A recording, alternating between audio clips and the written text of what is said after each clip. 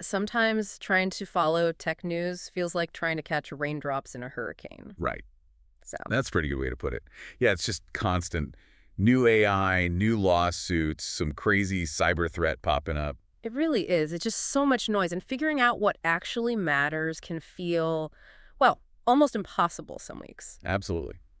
And that's why we're here, hopefully. Welcome to this week's Tech Week in Review. Yep, we're aiming to be your filter, your guide through the biggest stories from, let's see, June 23rd to the 29th.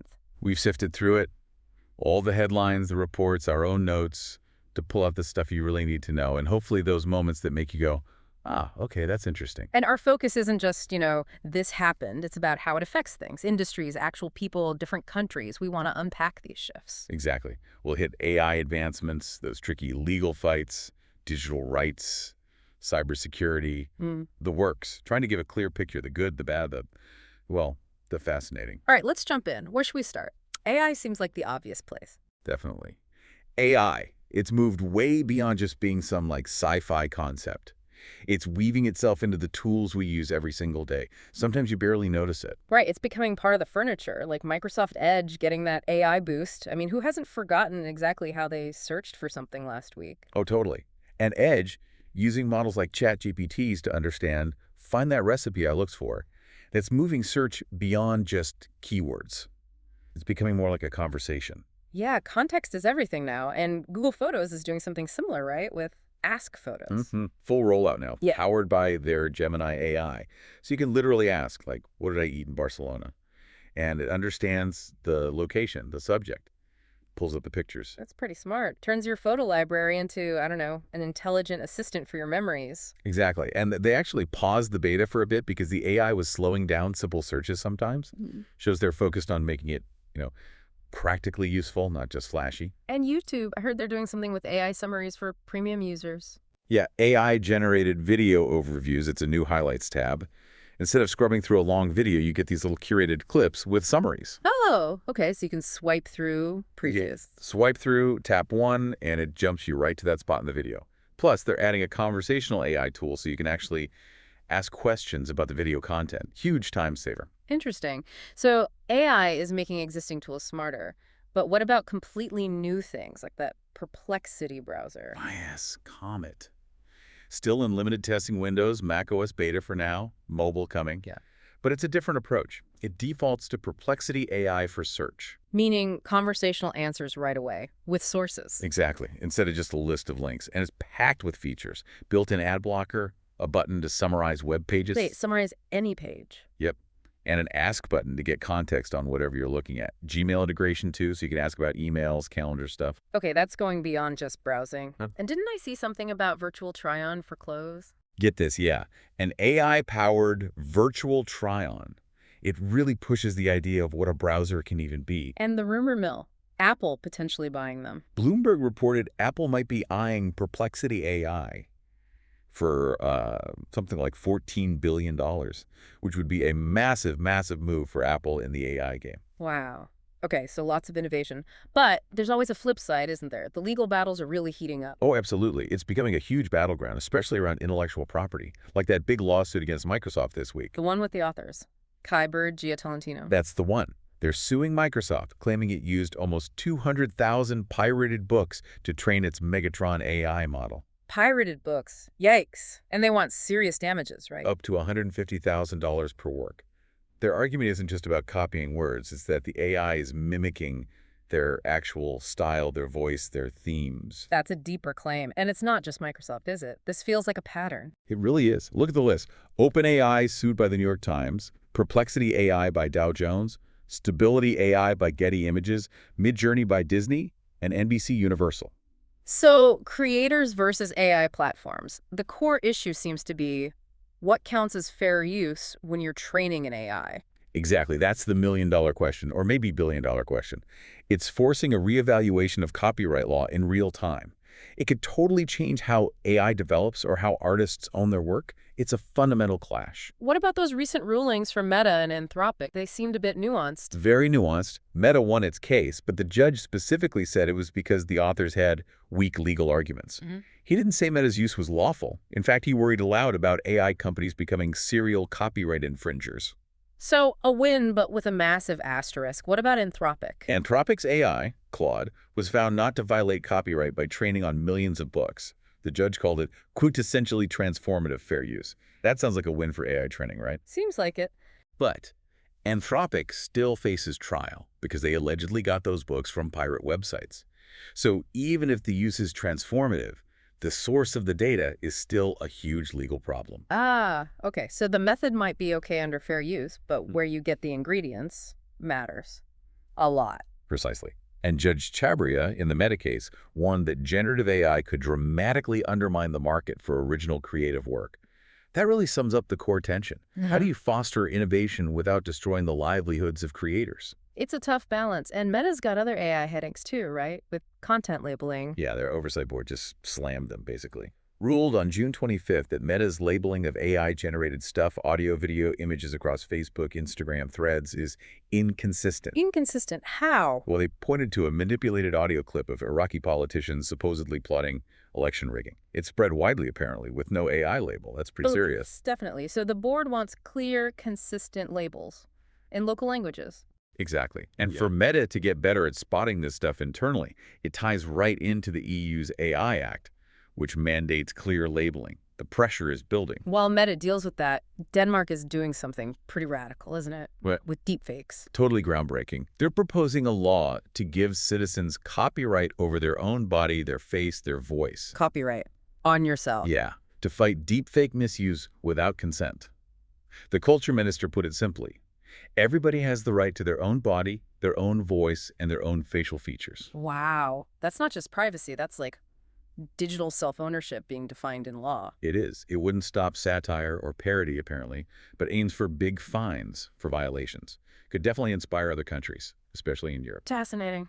But all this AI development, it's not happening in a vacuum. Environmentally speaking, there's a cost. A big one, and one we don't talk about nearly enough. The energy consumption, the carbon footprint, it's significant. And yet there's that proposed U.S. spending bill trying to pause state AI regulations. Yeah, a Republican proposal to pause state-level AI rules for a decade. Yeah. Which is worrying when you see the Harvard research. What did the Harvard research find? They estimate AI could pump out 1 billion tons of co-euro in the U.S. alone over the next 10 years. 1 billion tons. That's hard to even grasp. How does that compare? It's more than Japan emits annually. Yeah. 3 times the UK's annual emissions. Yeah. It's a staggering amount of carbon dioxide. Just from AI. Where does all that energy use come from? Well, running something like ChatGPT can use 10 times the power of a regular Google search. Google itself saw its emissions jump 51% since 2019. And the IEA, they think data center power needs will double globally by 2026. Doubling by 2026. That's really soon. It is. Like that Harvard scholar Gianluca Guidi said, we talk a lot about what AI can do for us, but not nearly enough about what it's doing to the planet. We need to build sustainability into AI from the ground up, not as an afterthought. Absolutely. Okay, let's shift gears a bit. Segment 2. Big tech, regulation, connectivity. Always a battleground there. Always. That constant push and pull between governments trying to set rules and tech companies trying to, well, operate globally. Like in Australia, with the push to ban social media for kids under 16, and they want YouTube included. Right. The concern is mental health anxiety, depression, self-esteem issues linked to social media use. They see YouTube, with its algorithms and massive library, as part of that problem for young users. And YouTube's position. Pushing back, of course. Highlighting their moderation, parental controls. But critics aren't convinced it's enough, given the sheer scale and the way the recommendation engine works. It's that classic tension, access versus protection. Meanwhile, Germany is going after an AI chatbot, DeepSeek. Yeah, they've asked Apple and Google to pull DeepSeek from their app stores. The issue is data privacy specifically. Concerns that user data is being transferred to China, which violates German law. Transferring data to China. Yeah, that's a red flag for many countries right now. Could this become an EU-wide thing? It potentially could. It certainly aligns with the spirit of things like the U.S. No Adversarial AI Act. It's all about data sovereignty and who controls user information. Speaking of legal frameworks, the U.S. Supreme Court made a call on age verification for adult sites in Texas. They did. A 6-3 decision upholding the Texas law. It requires adult content sites to verify users are 18 or older. How? Digital IDs. Digital IDs or commercial verification systems, yeah. Yeah. Crucially, law says they can't retain personally identifiable information, just as Thomas called it, an ordinary and appropriate way to enforce age limits. But there was dissent, right? Privacy concerns. Big time. Justice Kagan raised worries about users having to hand over sensitive data to potentially insecure websites or third-party verifiers. What if they get hacked? What if the data is misused? It's a valid concern. Is there a way to do it without compromising privacy? Potentially. Technologies like Google's zero-knowledge proof system might be a solution. It lets you prove something like being over 18 without actually revealing the sensitive data itself, like showing you have a key without showing the key. Interesting tech. Okay, shifting again slightly. The U.S. House banned WhatsApp on official devices. Yeah, citing cybersecurity concerns. Specifically, they mentioned a lack of transparency in protecting user data and the fact that stored data isn't encrypted on the device itself in the same way some other apps manage it. So what are they recommending instead? Things like Microsoft Teams, Signal, iMessage, FaceTime. Though it's worth noting, even Signal, which is often praised for security, isn't perfect.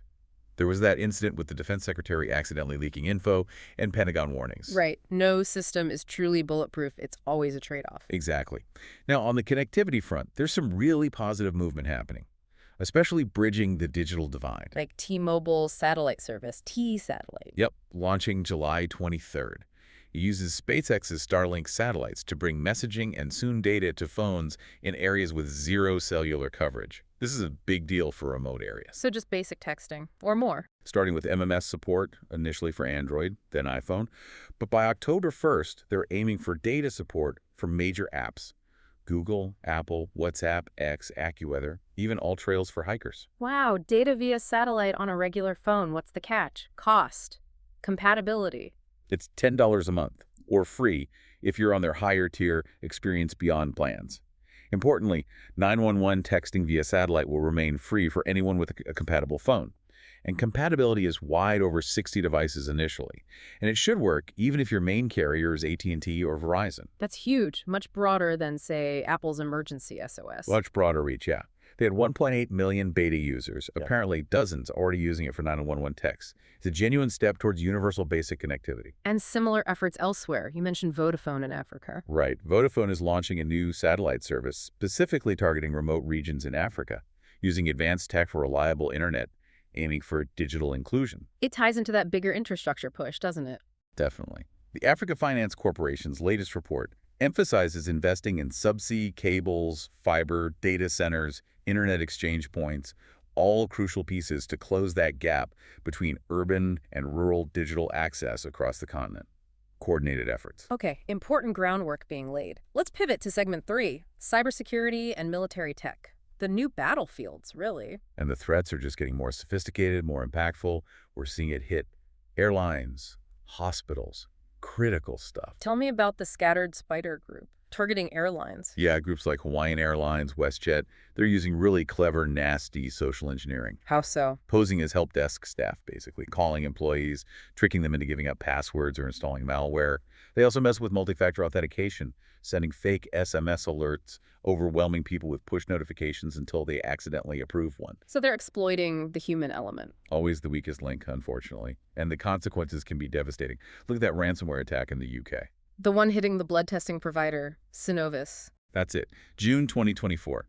Attributed to the Russian-speaking Quellen gang, it caused over 1,000 canceled appointments and procedures. And tragically, wasn't there a patient death linked to it? Yes, tragically, a death was linked to delays in getting critical blood test results. And on top of that, the gang leaked 400 gigabytes of sensitive data affecting nearly 1 million people. That's horrifying. It really brings home that cyber attacks aren't just digital. They have real, physical, sometimes fatal consequences. Absolutely. And then you have state-level concerns. DHS warning about potential Iranian cyber attacks. Following the recent military strikes, what kind of attacks are they expecting? They're bracing for low-level attacks.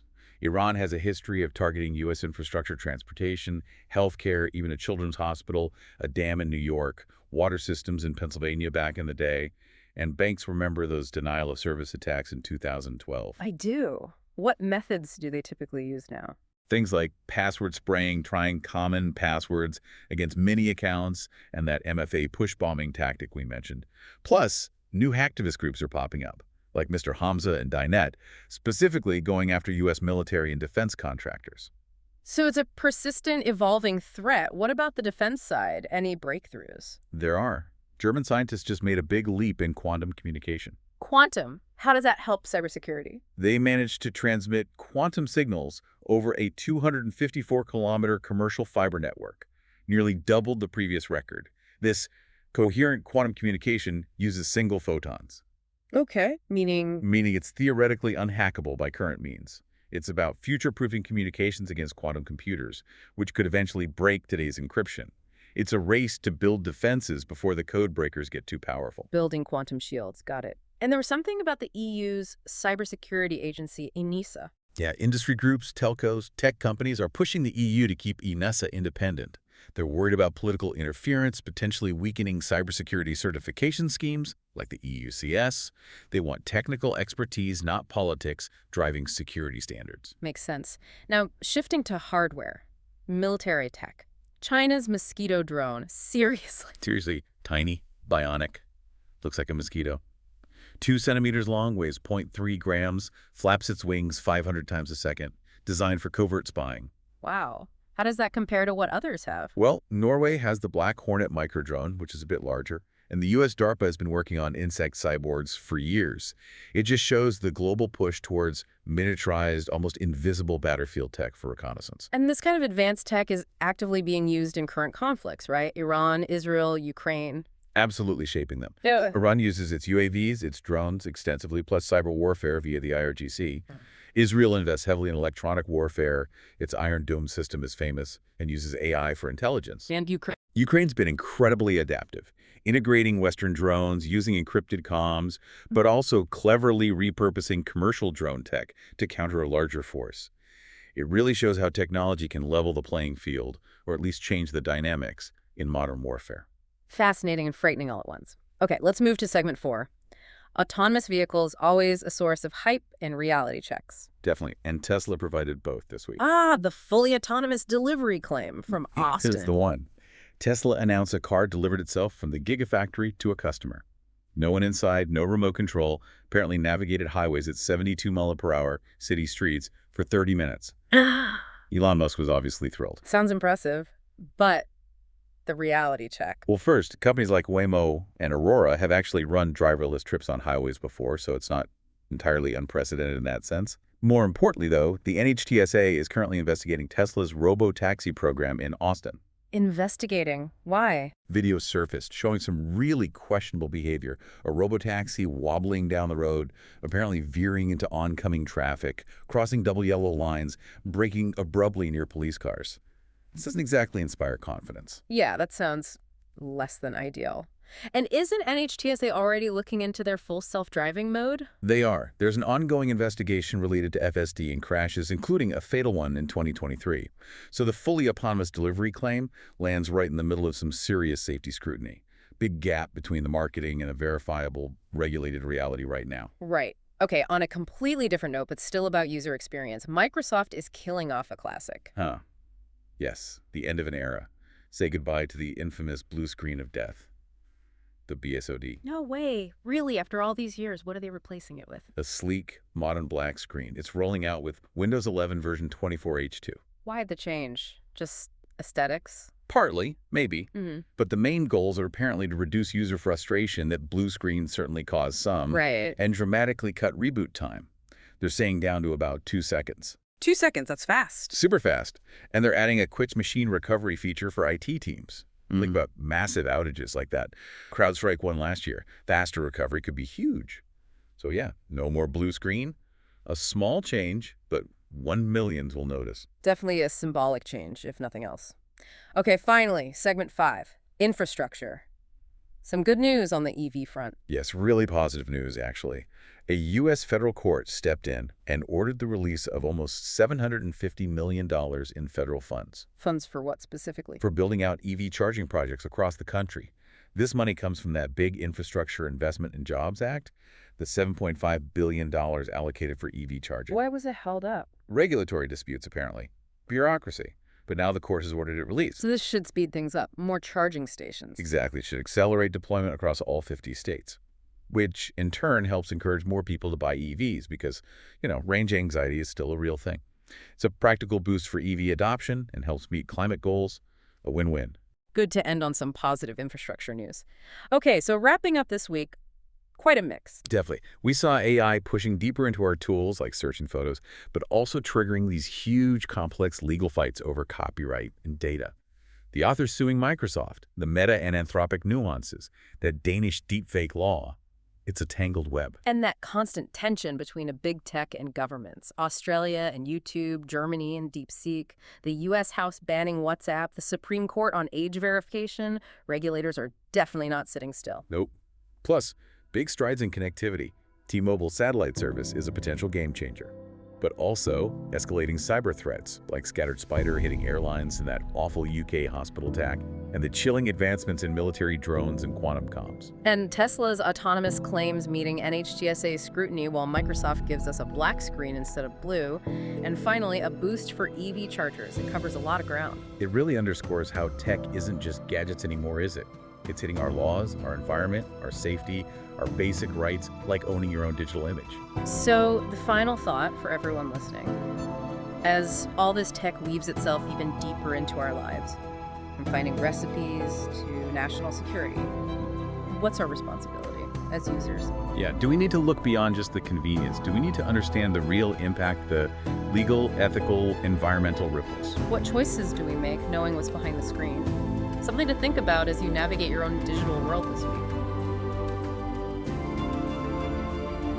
Tech Week in Review is hosted by Adam Carter and Eve Harrison.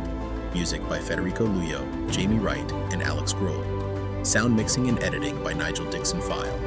Tech Week in Review is produced by CTF Initiative in conjunction with TechFyle.